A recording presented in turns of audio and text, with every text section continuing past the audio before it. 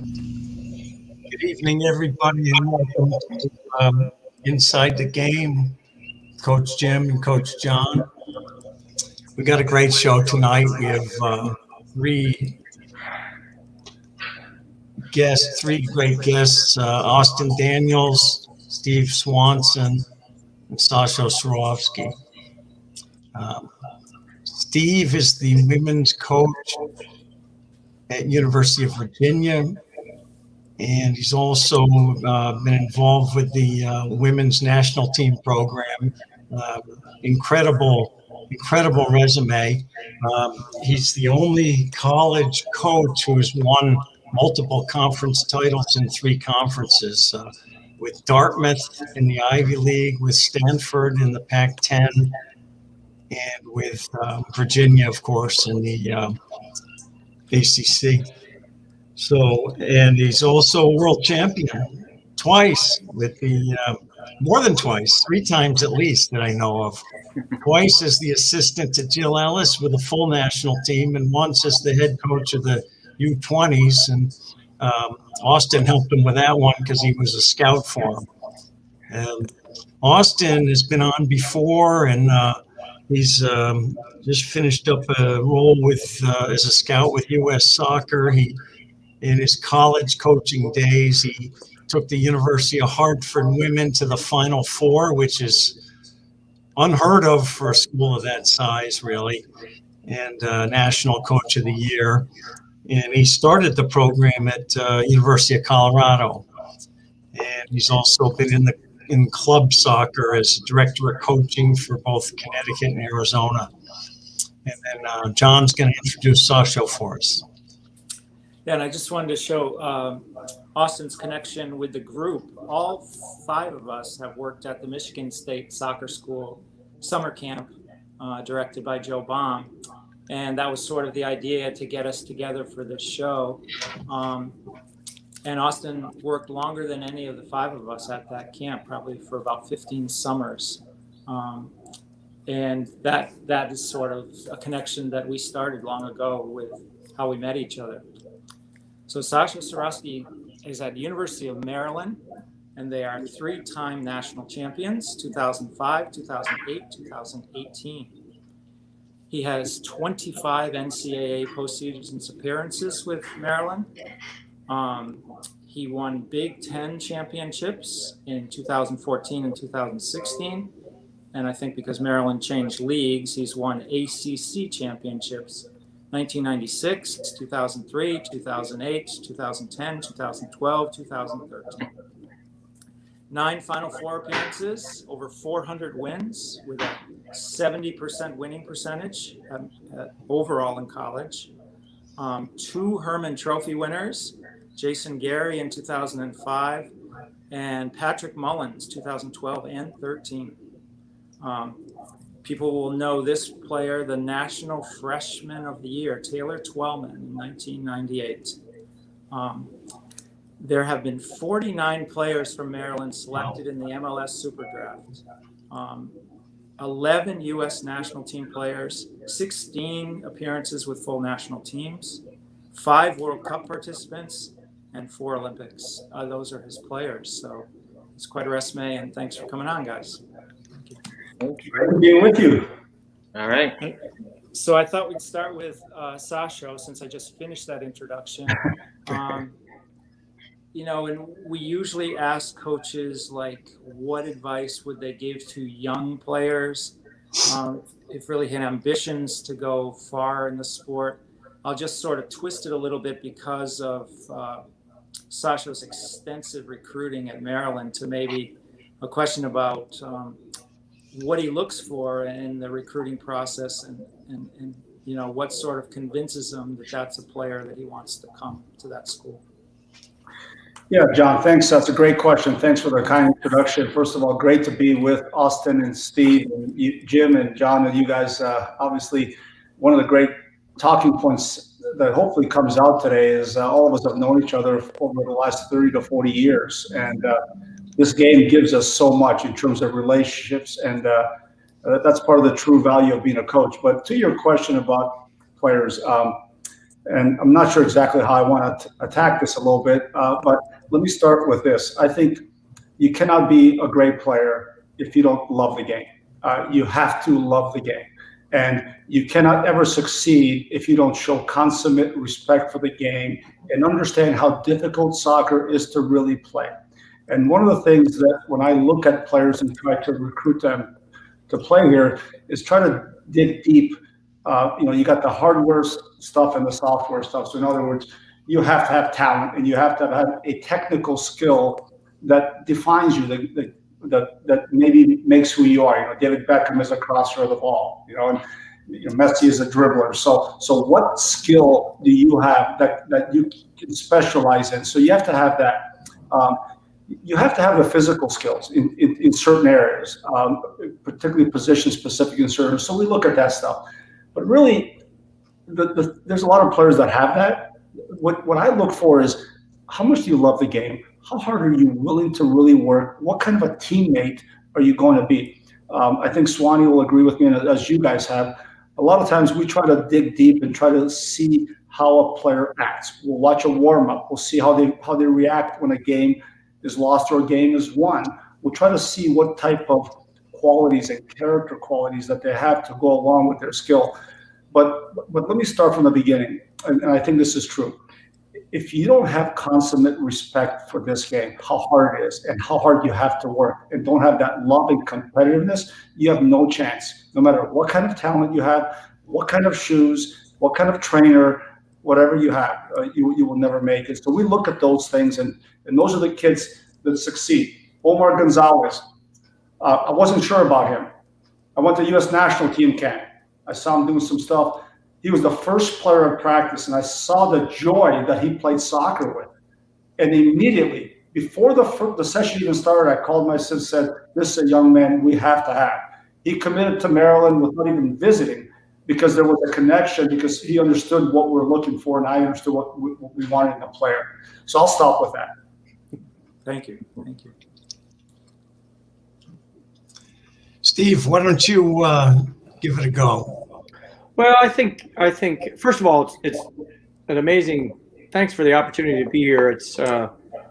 It's always good to talk soccer, but when you talk soccer with people you love and you've been around most of your life, it's an honor. So I'm happy to be here. I would echo a lot of the things that Sas said. I think what's on the inside is so critical. It's not a right to go to college. It's a privilege, and it's a privilege to play a sport in college. And so I think we look for players that respect that privilege, that love that privilege, and are going to use it as much as possible, squeeze as much out of the experience as they can. So there's a lot of things that we look for in terms of their motivation, their selflessness, their determination, their drive, all those things. I think their competitiveness are critical to being successful. I think if I was to give my advice, though, is to play the game. I think you have to love the game, but to play the game. I think that, there's a lot of what's happening now, which I see. There's a lot of technical experts, and a lot of players go and work on their skills quite a bit. And I think that's important. But I think we need to, if I was a young player, and this is what I did when I met all the people on the panel here, is I just love to play. And I learned a lot by playing, and I learned from others by playing. And I think as you get to the higher levels, if that's what you want to do, it will be the decision making that makes the difference for you at the higher levels. And I think that to get to that point, you have to have played, and you have to have put yourself in environments that bring out the best in your decision making. So, Thanks, Steve. Before we ask Austin, I just want to say Andy Bean says, "Great to see you all. My 10-year-old just heard Sasho's message about respect. So important. Thanks." And from Dave Lotterette, "Jim and John, your show isn't long enough to have these three on at the same time."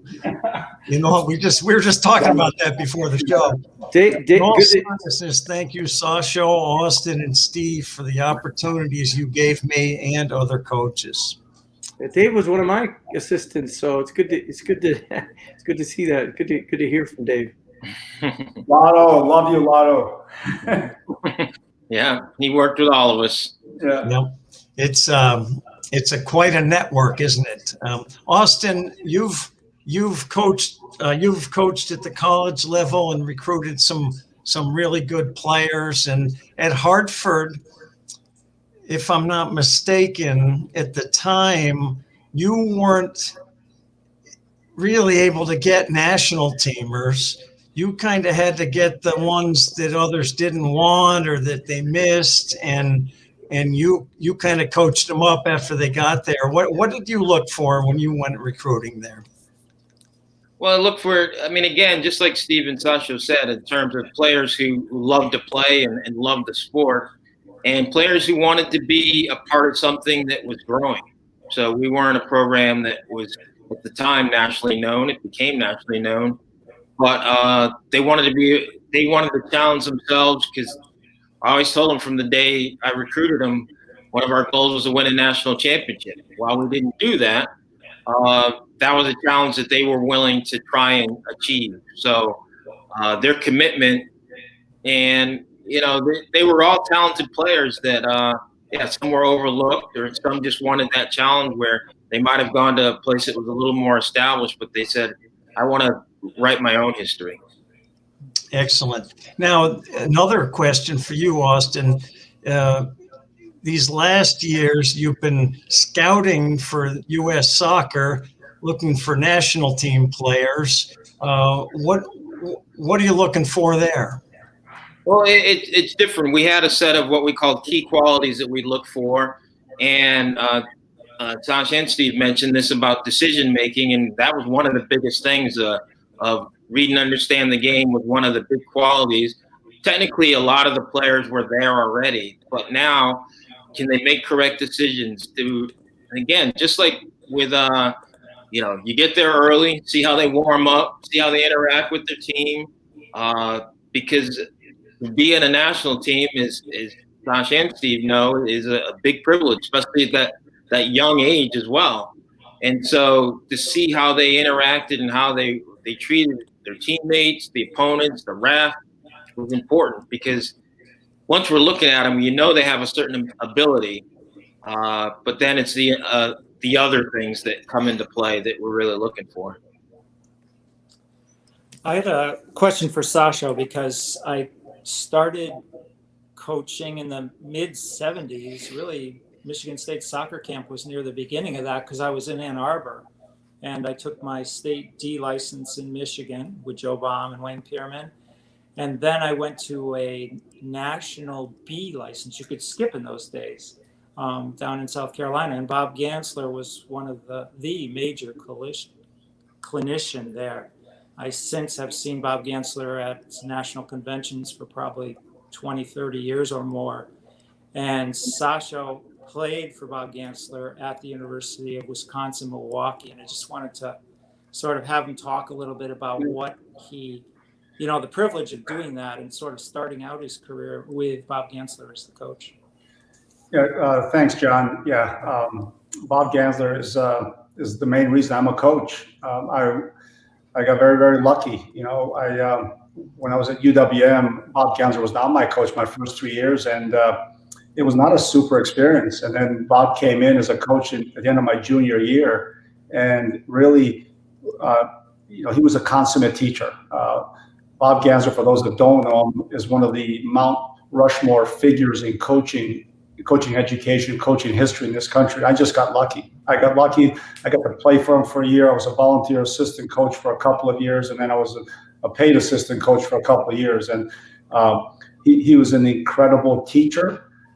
He was the smartest tactician that I'd ever been around. And and just for people to understand, I had a chance to play for Sir Alex Ferguson, and I had a chance to be around a lot of coaches in this country in my life. And Bob Gansler is the top of that list in terms of his ability to clearly, concisely see a situation, correct it, whether it's for an individual or for a team. I've never seen anyone that clean. So I was lucky, because it was him that I looked at in my senior year as a player, the year that the NASL folded and there was no place to go. I said, that's what I want to do.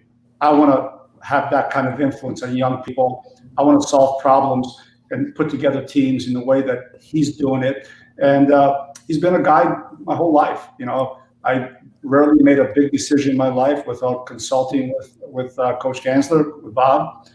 We're friends, and he's been a mentor. Thank you. Yeah, I actually got my B and A license under Bob as well. Yeah. Yeah, he's a great coach, and I think he's influenced so many people in this country. As Sasha says, he's a great teacher, but our paths crossed as well, and he was involved in our licenses at that time. And I think if you want to be a good coach, you have to learn from other coaches, and a good one's. Sometimes, I think you can learn from any coach if you open yourself up enough. But as Sasha said, I mean, and to have someone to get the experience that he did under someone like that is I know, and Sasha's fortunate for it, and he respects it, and I think that's great. Along those lines, Austin, maybe you could talk to Swanee about Bobby Clark a little bit and Jill Ellis, because those are two gigantic names in soccer as well.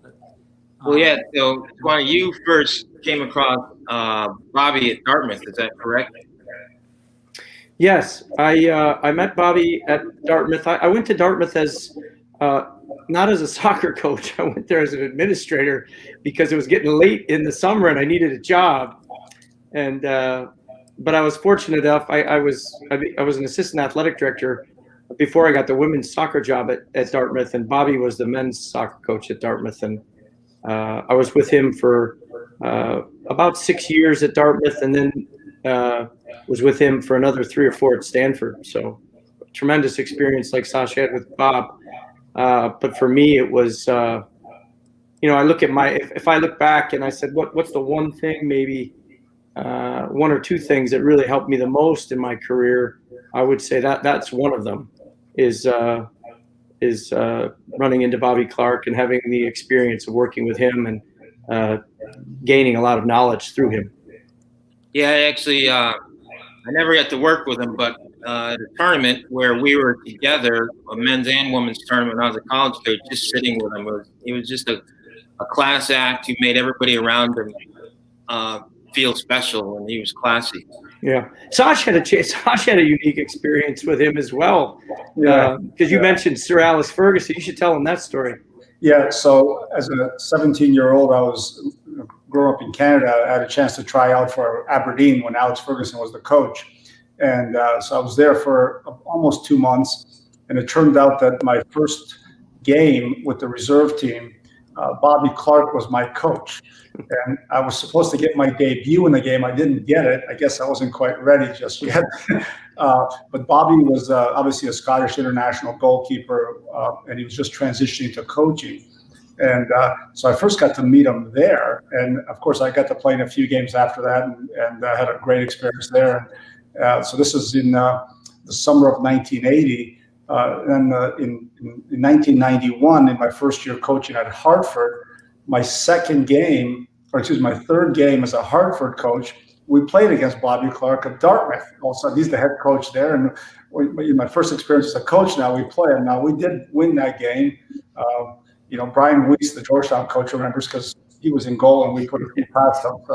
So we talk about that frequently. And then to tie that whole story together, Bobby and I have been really good friends on the men's side for so long as well. And in 2013, it was one of the finals that we lost, and we lost to Bobby Clark in the game. And and I genuinely, after the game, I was so happy for him because there was one person that deserved the national championship for all he's done for the game. It was Bobby Clark, and we've had some good moments talking about that.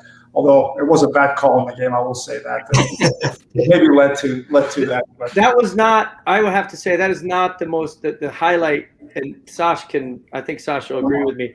The best championship we ever won was the National Soccer Coaches Association back in the day. Yes. They started their 4v4 tournaments. Yes. And I remember the inaugural 4v4 tournament. Bobby ran 4v, and we won it as a Dandy Dons. It was Sash, myself, Bobby, and Bobby's assistant, John O'Connor, and we won that tournament. So to this day, that's one of our highlights was being on the same team together. Steve, I think I have to correct you a little bit because I just finished 3-on-3. Sorry, 3-on-3. 3-on-3, John. Reading the book that Tony Yes. Waiters read. Yes. Then Sorry. we're all watching you guys, and Bobby Clark as a goalkeeper in the back, he couldn't use his hands, but he seemed like Beckenbauer. I mean, he never made a mistake, and he made all the right passes. He blocked everything with his feet. I don't know how old he was, but it was just awesome to watch him play. Yeah. Well, he would have been in his mid-40s, I think, then. So I think he carried you guys. He did. He did. What I do remember about that, I remember Hubert Vogelsinger was there, and Hubert got so in touch. He got so carried away with our team. He was trying to coach us, and he gets so intense. So I remember he was just buzzing around our team after every game. He was recruiting us to work his Yes, Come that's on, right. That's right. It's funny. And then Swanee, you obviously had the opportunity to work with Jill for a number of years with the national team. How did that situation start? And just to give it a little aside with Jill, I met Jill when she was still playing at William and Mary when I was an assistant at Colorado College, and that was the first time I met her.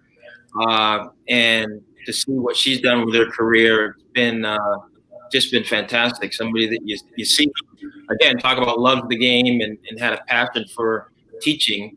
How did that whole scenario get started? And I mean, obviously winning 2 World Cups and obviously a great experience. Yeah, it really was. Well, I knew Jill, of course, through the collegiate game and also through the youth national teams because I had coached in the youth national team setup all the way through about 2004, and then I got out of it because my kids were at a certain age, and I just couldn't find myself to be able to do everything that you wanted to do and still be a good father. So it wasn't until about 2011 I got back in the setup. I became the under-20 coach, and Jill, at that time, Jill was taking the younger teams, and April Heinrichs was taking the older teams. And I started to, I was involved in that cycle. And then when Jill became the head coach in 2014, she asked me to join her staff at that time. It was only a year before the 2015 World Cup, so we didn't have a lot of time. I remember we went to a camp. The first camp was in the summer of 2014, prior to the qualifiers, and we just had a real short time to get ready. And then we had the Olympics in 2016, and then we kept the whole staff, almost the whole staff, back together in 2019. But Jill is it's unless you've really been in that environment, it is a pressure cooker, as you can imagine. Especially now, women's soccer's grown so much. In fact, I've been to a lot of sporting events in my life. Nothing can compare to that game against France in the 2019 World Cup. That quarterfinal matchup in Paris, in terms of the amount of the people that were there, the obviously what was at stake and where it was. It's just an amazing scenario, and it was an amazing. It's just a lot of pressure on one person, and I think what I admire most about Jill is she was willing to make decisions within that environment that at times were not popular decisions. You can imagine all the media scrutiny that's on one individual person.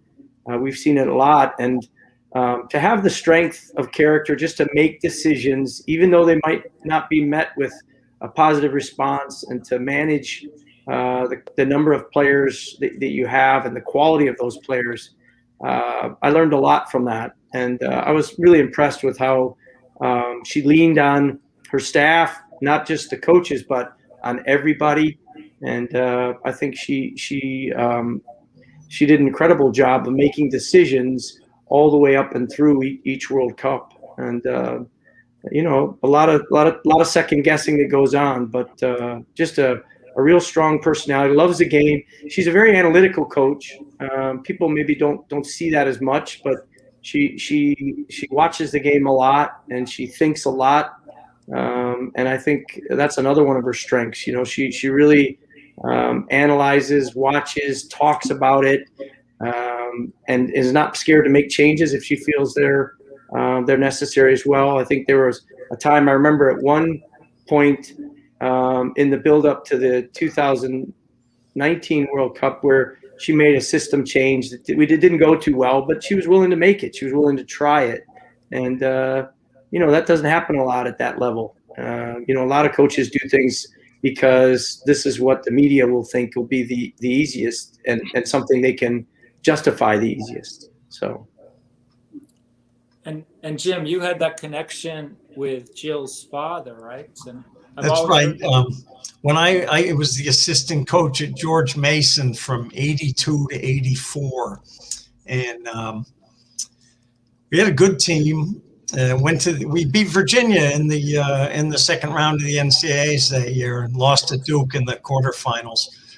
That's when they had that guy with the flip throw in Vogel Wallace, I think his name was. Jelnovich was one of the front guys. Okay.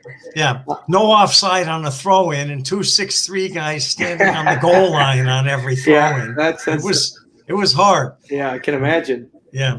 But we lucked out, actually. We got a Scottish ref that day, and he wouldn't allow – he called a foul throw every time the kid did a flip throw-in. So we just completely – he goes, there's not going to be any of that rubbish on my field. And we just lucked out, you know. So that's why we beat him. But anyway, getting back to Jill, John came over to coach the Annandale Apprentice, and he won the McGuire Cup his first year. U19s, and the guy running the club didn't like that John got all the props. They never won anything before or since, but so we tried to get John deported, and so he fired him, and then he told immigration that John didn't have a job, and so Braddock Road Soccer Club hired him immediately. And he turned them into, you know, national title contenders. And that's how I met him, recruiting for George Mason. And so he taught the coaching courses, the D and E and F courses. And he brought me on his staff. So I used to go around with him and help him teach these courses.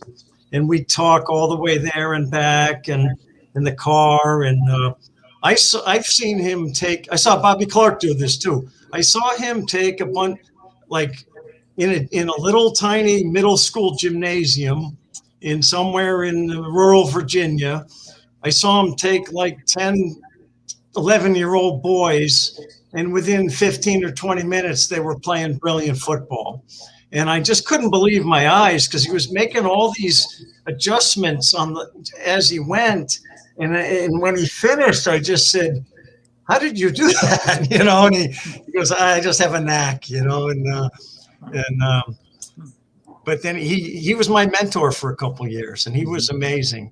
So Jill was in high school at the time, and, you know, great player. She'd come along once in a while to demonstrate because we were both too old or too injured to do it. And so she went to William and Mary. That's how I met John Daly as well. And, you know, of course, John had been the assistant for the men. That's how I met him. But so I met the family, great family. And John was the best coach I ever saw in person. And until I saw Bobby Clark do the same darn thing in a little tiny gym in Boston one winter. And some other big name New England college coaches had those same 7 or 8 boys, and they couldn't do it, but Bobby did. And besides them playing great, he was respectful and friendly to the kids, and they absolutely loved him. And I can't say that. I won't mention the other coaches, but it wasn't the same for them. So pretty interesting. So that's my little connection with the Ellis family. One of the things I'll just say one more thing about Jill, and I think Sash and Austin can maybe relate to this, but when I started working for Jill as an assistant, it was the first time in my career ever that I was an assistant. I'd never been an assistant before, and it's unusual for that to happen. I think Sash may have been the similar, and Austin may have been similar, but I didn't know what that was like until I was in with the national team, and I think it opened up my eyes a lot. Not that I don't treat my assistants well or anything like that, but I think it just gave me a better appreciation for the head coach and the responsibilities that they give their assistants and the trust that's there. And I think she did an amazing job of allowing her assistants to take responsibility, to listen to them, and it wasn't as much a one person making a decision, it was a staff.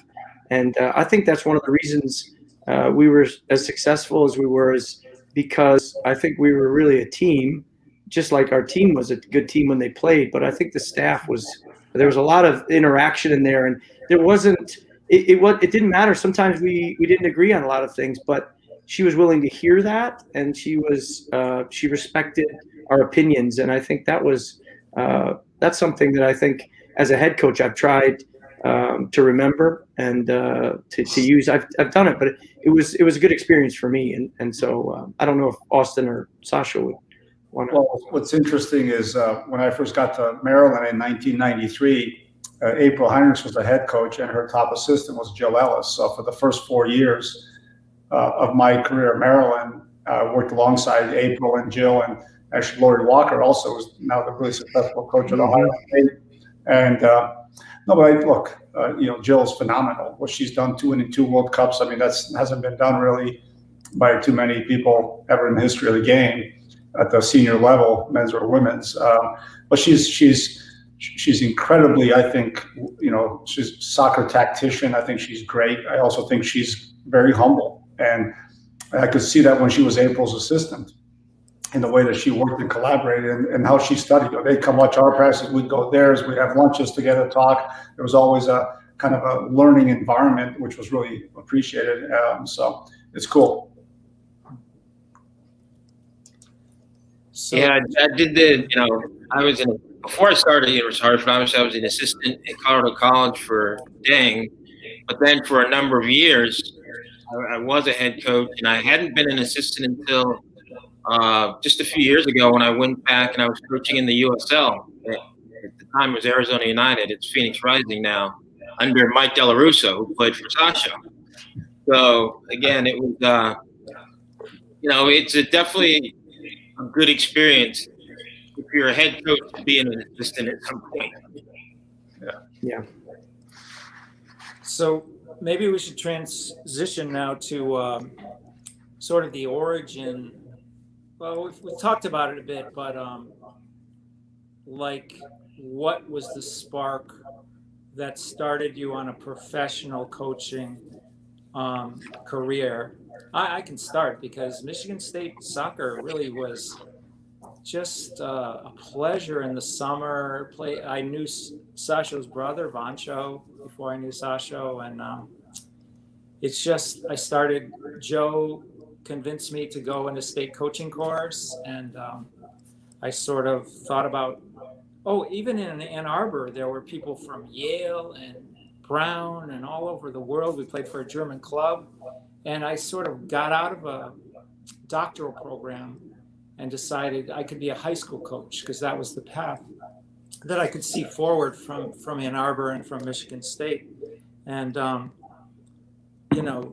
the origins of sort of when you can try to do that go way back, and I'd just like to hear from you three when you sort of, we did a little bit, but you can add to it if you want. Maybe start with Swanee. Yeah. Say that again, John. Sorry, I did. What was the origin of when you knew you would try to be a full-time soccer coach and not do anything different? When did that start? Well, I love to play, so I didn't think about coaching. I tried to squeeze everything out of my playing career as I could. I'd still be playing now if I could. I'm telling you, I miss playing. And I always enjoyed. Part of the reason why I love Michigan State so much and the camp there is because I could, you're playing a lot and you were playing with really good players and you were getting better.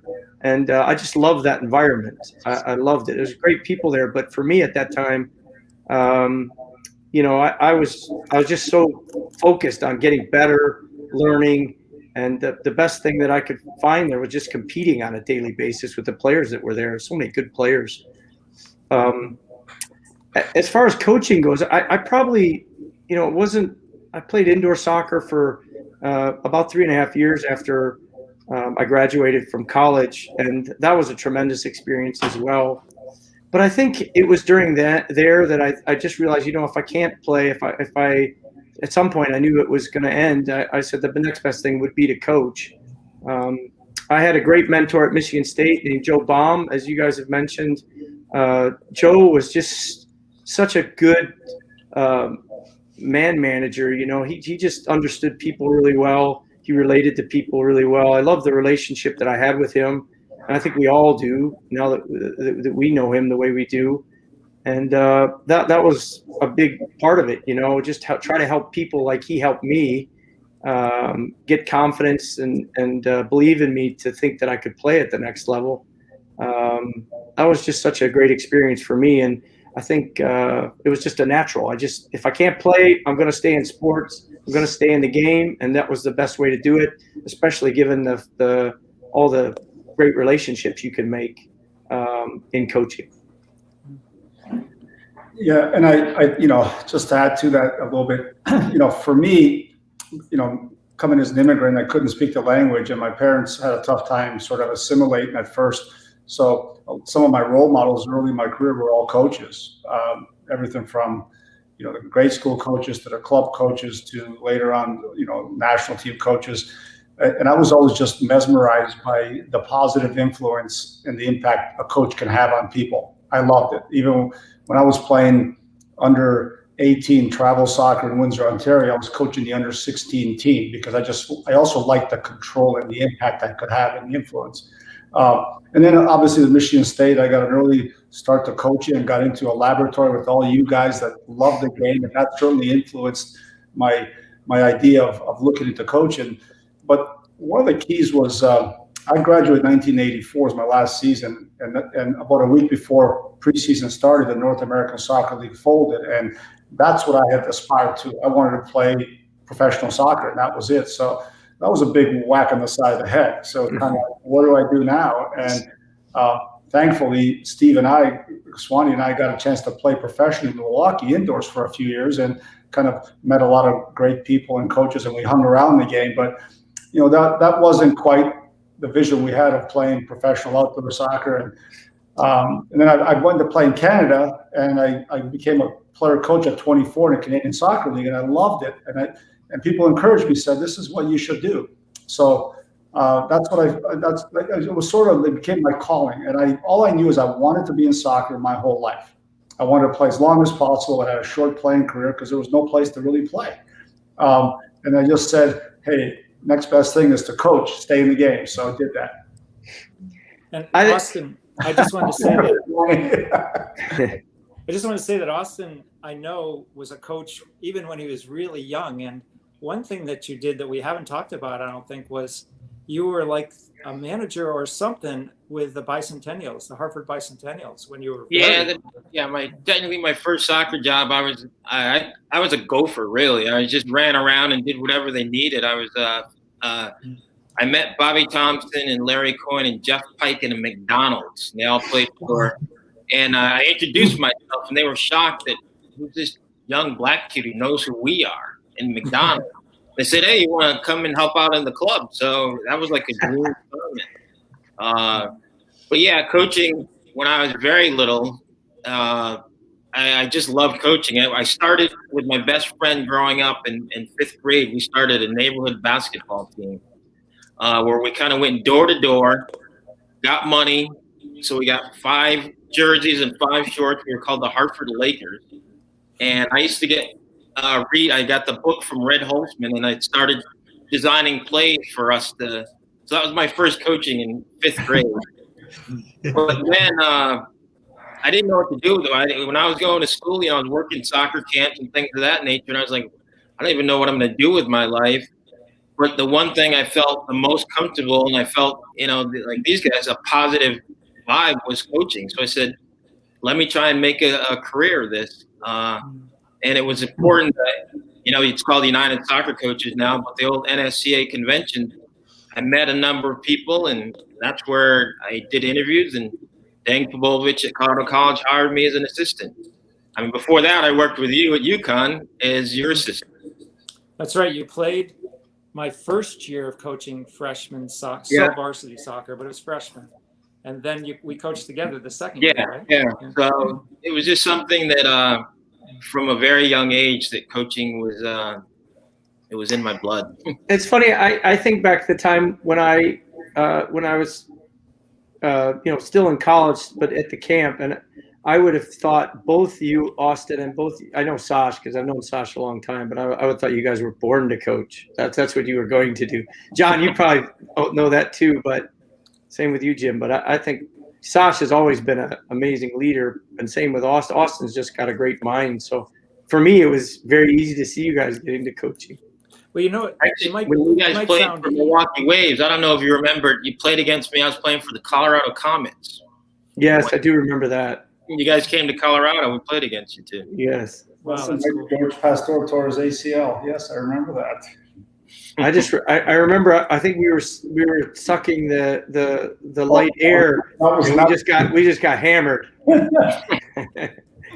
So back to Ann Arbor, there was a German restaurant called Heidelberg, and we were the Heidelberg Lions, and it was cool. I thought I'd go out. This sounds East Coast centric, but I thought I'd go out to the Midwest, and it would just be Michigan football, and I'd be in the desert, But Sasho knows the Heidelberg Lions played all the Detroit teams that were great, Vardar and Besa and all these teams, and I helped coach in youth soccer in Ann Arbor, and we had a German restaurant that was supporting us, and we had Yugoslavian brothers, and we had Bulgarian brothers. We had a guy from France, a guy from Mexico.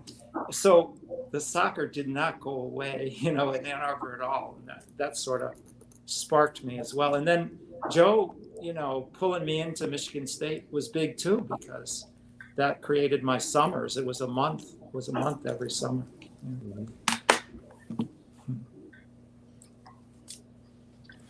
Okay, so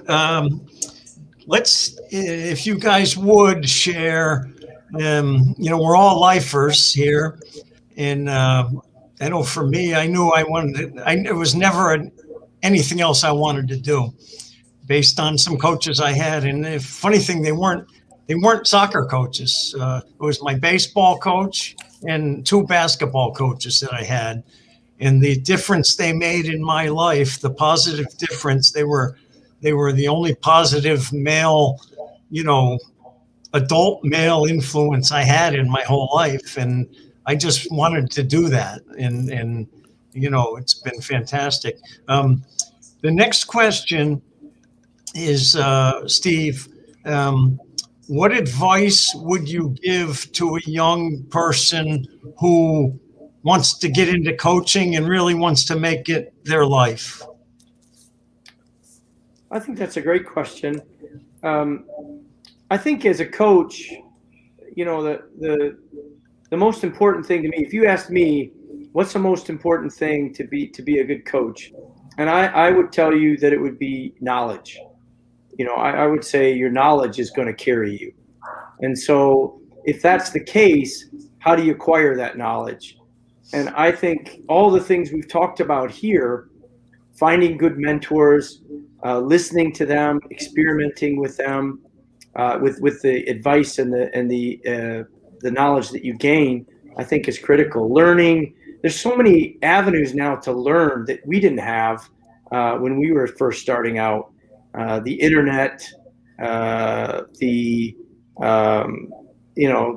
books now, the soccer's just grown so much now. And so how do you gain knowledge? And I'm still doing it today. I'm still trying to find ways to get better. How can I say things that's in a simpler, easier way to understand for my players?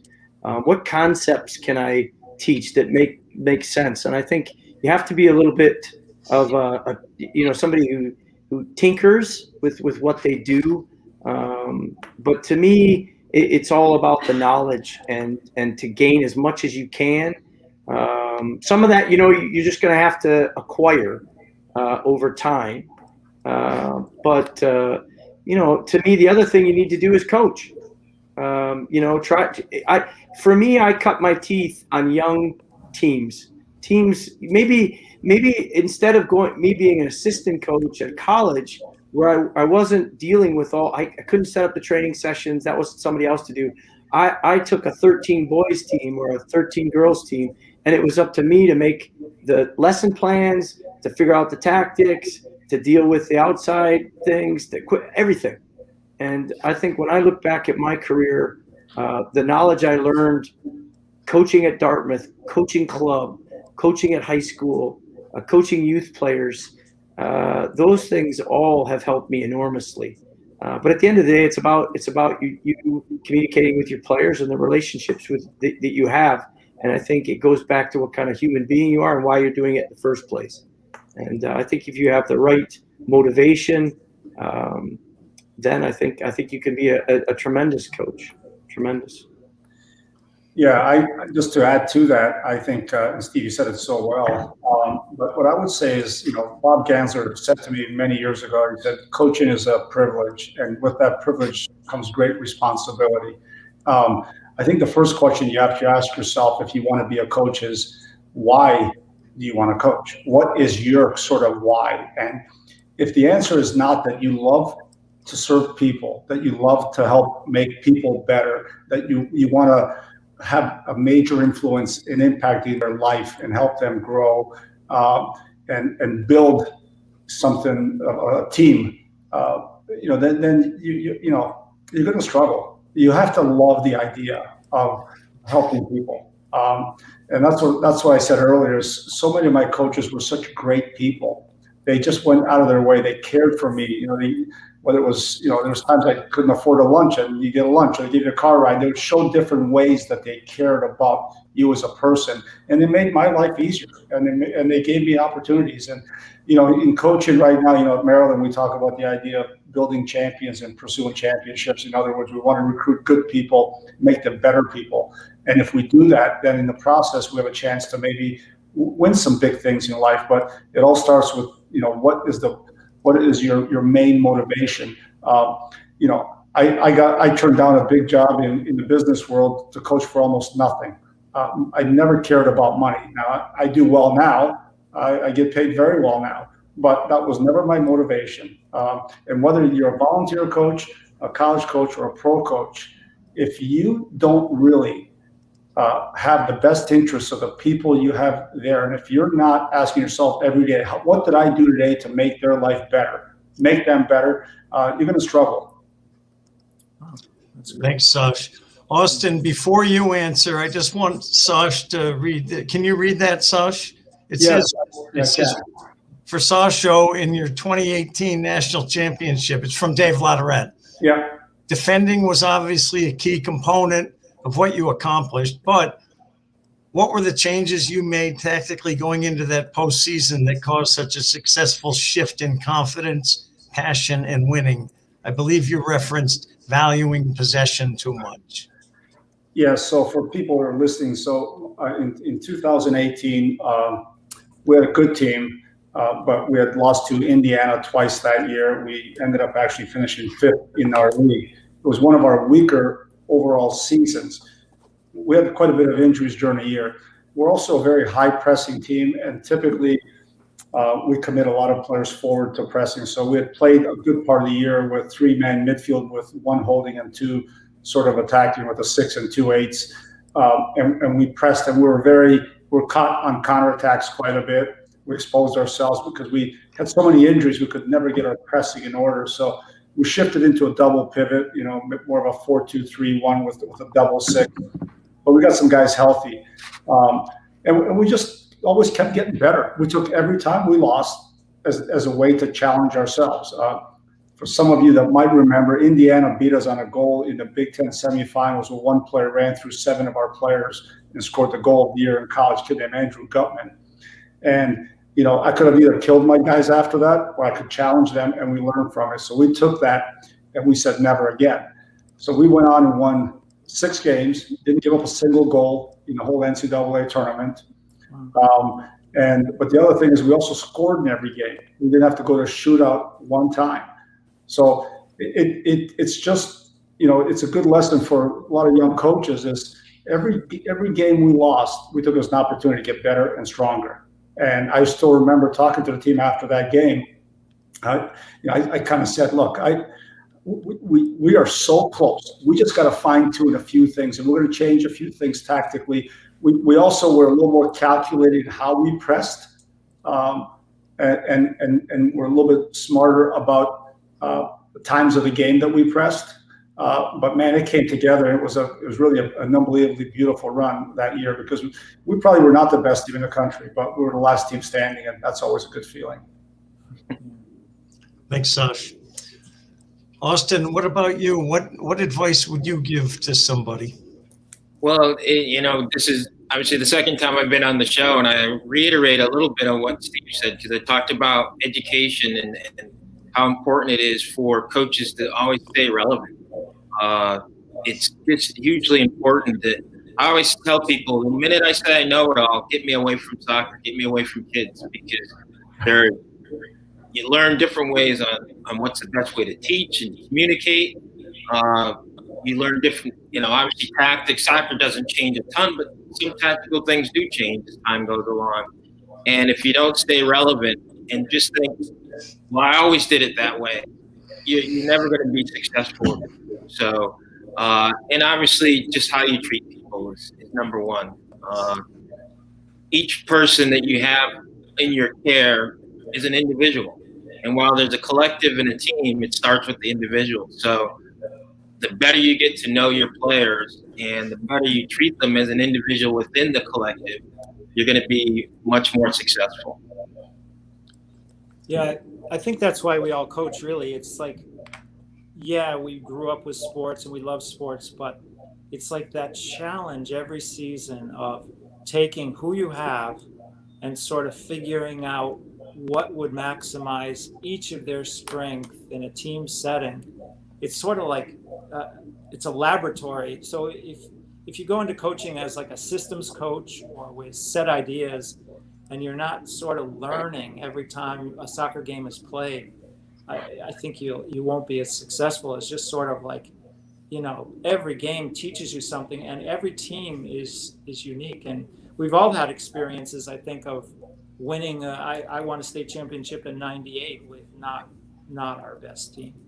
And it was the same thing that Sasho was saying. It was a great team spirit. And, we got better as the season went on and we overachieved in the tournament. And that's always a pleasure for a coach when that happens. Okay, we got a couple minutes left only, but at this point, kind of just throw it open. Maybe a little bit of maybe a Joe Baum story, Michigan State soccer camp story. I got one. There was a guy, you guys don't know the name. I don't remember him. Fantastic guy. He was a football player at Michigan State, and he was a local elementary school teacher. Mike Smith. He was Mike. He was a big dude. And that guy loved to play soccer. He loved to play in those games after. And he was a great athlete, but he obviously hadn't played soccer growing up. But he scored a goal with a header, and it got taken away. And he was like, "But no, I got up, I got over it, I hit it down, I did everything right." It was awesome to see the guy. I just wanted to mention, like, people like Steve, and and Von Show and Doug and Austin can continue, Tammy Anderson, Tom, the women's coach, just the quality of people that we had all together at that camp. And I know I'm missing a ton. Peter Crowley, a bunch of people that just were such a Nick Archer, just a pleasure to be around. And Joe, I think, sort of kept that spirit. He loved being around everyone that came to his camp. It was really special. Well, I do have a question for you, Sasha. I know this has been a big part of your life lately, is a fall-spring calendar for men's soccer anyway. And I know with the pandemic, a lot of voting and things got put off. Where does that stand now that obviously there is a spring season, but yeah. the pandemic? So we're on pause. We were supposed to have a vote last April, and I think we were getting close to potentially having the votes. We were really, I was basically had a board in my office, and I was counting the votes, calling conference commissioners and reps, and we were getting close. I thought we would have passed it, but we're on pause, and we're respectful now of waiting for things to get better with not only the COVID pandemic, but with the economic fallout and some of the other things. So we probably will not vote again until April of 2022, which is about 26 months from now. So we're going to hold off until, 2022. I'm sorry, that's about 16 months from now, April of 2022. The original implementation date was fall of 2022. We might push that back to fall of 23. The good news is that we will have a spring championship this year, both in men's and women's soccer. The good news also is that conferences like Swanson and the ACC are playing over 2 semesters right now. It's not quite the 21st century model. It's a 2-semester season. It doesn't have many of the benefits that we want in the 21st century model, 2-semester model. But I strongly believe that if we don't adjust and move our championships to the spring, college soccer is in real trouble. And we're not maximizing. The men's game has not grown in over 40 years. It's that simple. Our championships in December are a joke. Nobody comes to them. We play good soccer. There's so many reasons why it's going to be good. It's 7 years I've been working on it, and if it takes another 3 years to get it done, we're going to get it done. I've gone on a limb. I will guarantee you we will be playing a 2-semester model very, very soon, because it's the right thing to do for the players. It's the right thing to do for the game.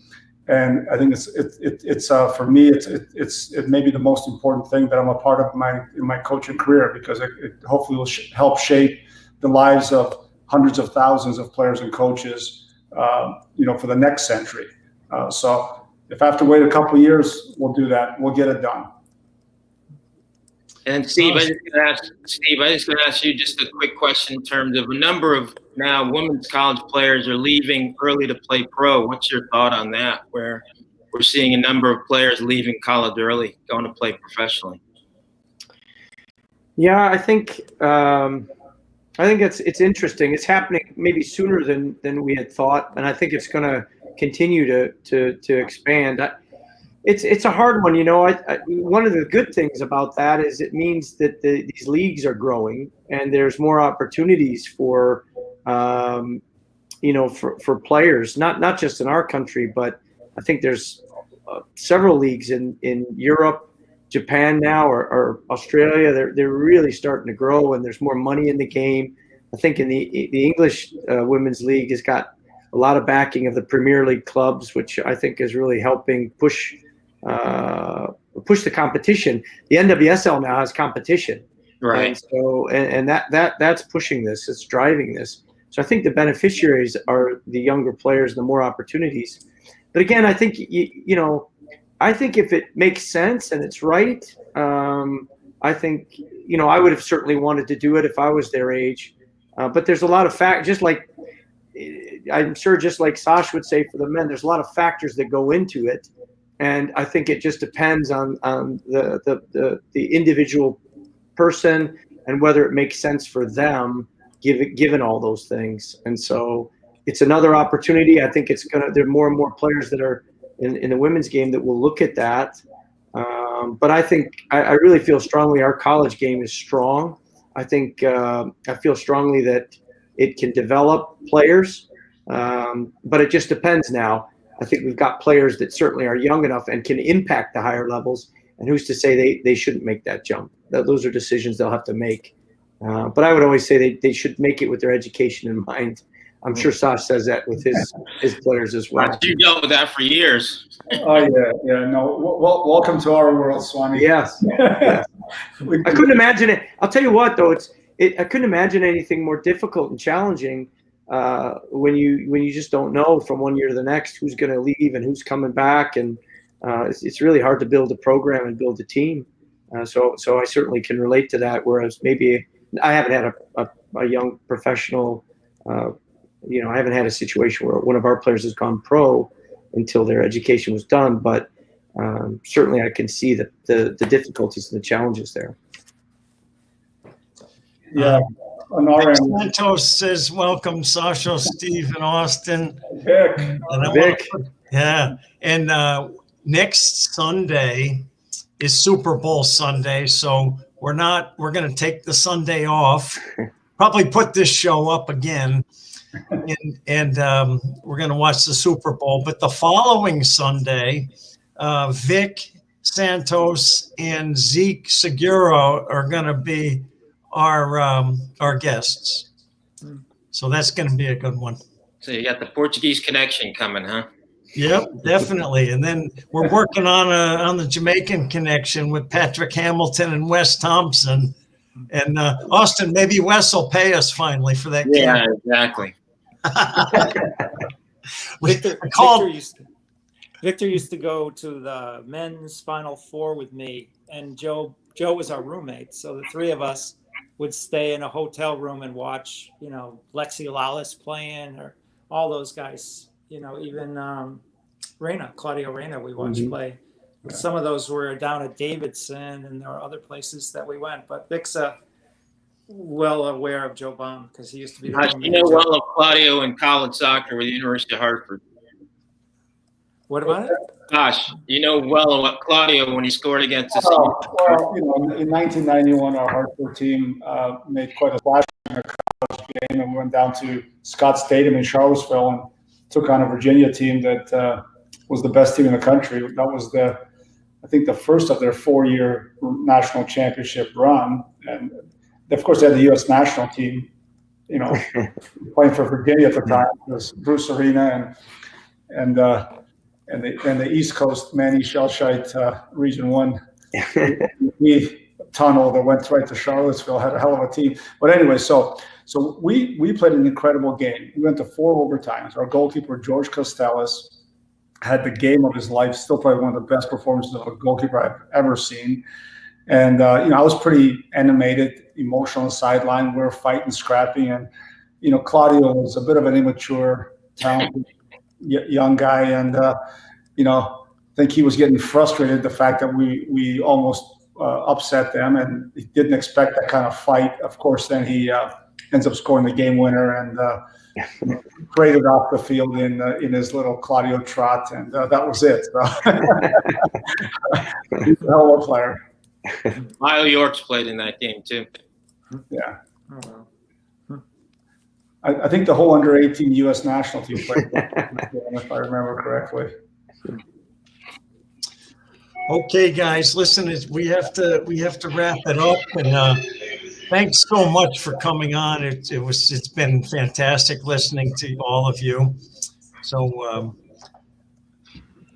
thanks. Hey, thanks for having us, Jim. It's been great. Really appreciate it. It was a pleasure to be with everyone. So, all right, take care, everyone. All right.